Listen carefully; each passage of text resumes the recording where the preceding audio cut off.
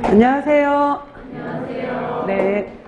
조리원리 시간이죠. 자, 조리원리 이론은 총 12회로 구성을 했어요. 그래서 저희가 4주 동안 문제풀이 하는 동안에 총 이제 1주당 3시간이 있어서 한 주당 해서 20문제씩으로 구성을 했거든요. 그래서 이제 그 각 주차마다 3회 분량씩 해서 여러분들이 미리 공부를 해서 오시면 돼요. 그래서 오늘 1, 2, 3회까지 풀 거고, 다음번엔 여러분들이 이제 4회, 5회, 6회 준비를 해 오시면 되는 거고요.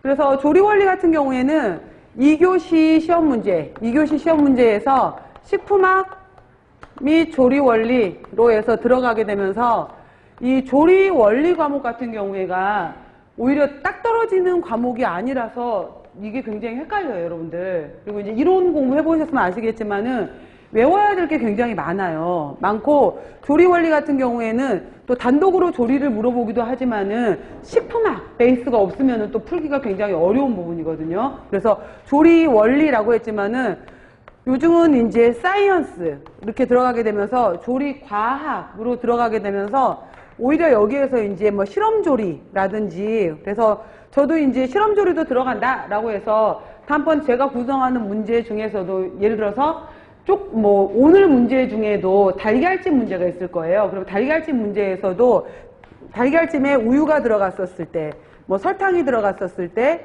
소금이 들어갔었을 때 이것이 어떻게 되겠느냐, 뭐 여러분 실험조리 그 과목 중에서 있었으면은 그런 식의 문제로 해서 실험조리도 들어가게 되고요.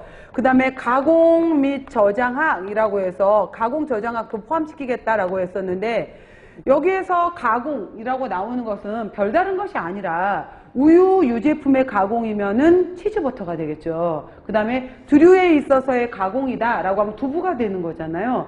그런 식으로 해서 이제 가공 저장 이렇게 또 들어가는 파트이기 때문에 식품학 및 조리 원리, 그 다음에 여기 이제 미생물 파트가 또 들어가게 되는데, 저도 시험 문제에 종종 이제 미생물을 집어넣기는 했어요. 근데 미생물 같은 경우에도 다시 분류를 하게 되면은 여러 가지 뭐 미생물의 종류를 나눈다든지, 미생물의 여러 가지 이제 증식에 대해서 나온다든지 이러는데, 이거 파트보다는 실제로 이제 우리가 조리원리하고 관련된 미생물 같은 경우에는 발효 부분이거든요. 발효 부분이기 때문에 예를 들어서 장류 발효에서 관여하는 균주라든지 김치 발효에서 관여하는 균주, 그 다음에 여기서 두류에서도 이제 콩 제품 같은 경우에 청국장이냐 된장 고추장 관련된 균주를 찾아라 이런 것도 있을 수 있고요.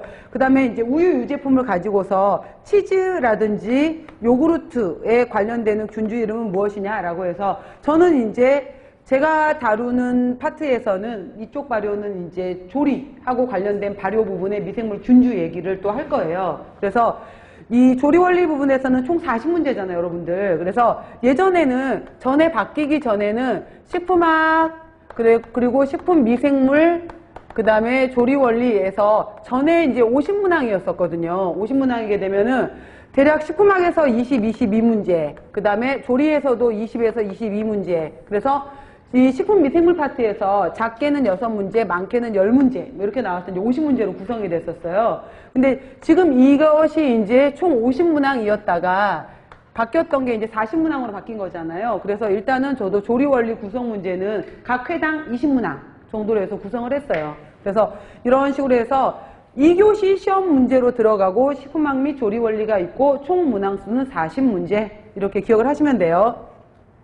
그리고 이제 같이 이론 교재 있으신 분들은 이론 교재랑 같이 병행을 하시고 보시면 되는데, 첫 번째 여러분들 조리 원리 같은 경우에도 목차를 한번 살펴보시게 되면은 맨 처음에 나왔던 게 조리 원리에서도 개요 부분을 얘기했었어요. 조리의 개요, 여러 가지 개요에 대해서 얘기했었고, 두 번째로 들어왔던 것이 이제 예를 들어서 공유, 그 다음에 전분, 그 다음에 밀가루 이런 내용들이 있었고요.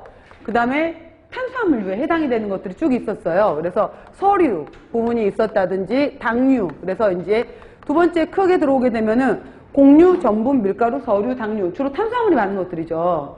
그 다음 들어가게 되면은 이제 크게 봤었을 때는 육류, 그 다음에 어류, 그죠? 그 다음에 난류, 그 다음에 우유 유제품이 있고, 그 다음에 콩, 제품으로 보게 되면서 두류를 또 여기로 같이 넣을 수가 있어요. 큰 분류, 주로 이제 단백질을 많이 구성하고 있는 것들에 해당이 되겠죠.